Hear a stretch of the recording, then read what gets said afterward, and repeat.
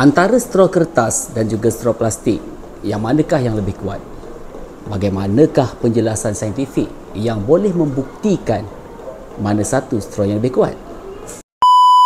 Neraca spring boleh membantu dalam menyelesaikan persoalan ini.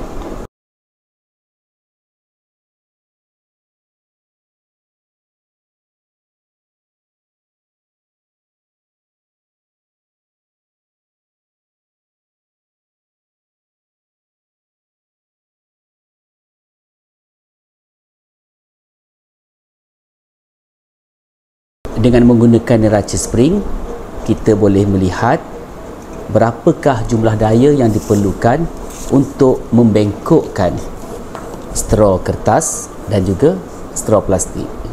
Kesimpulannya, sememangnya straw kertas lebih kuat berbanding straw plastik.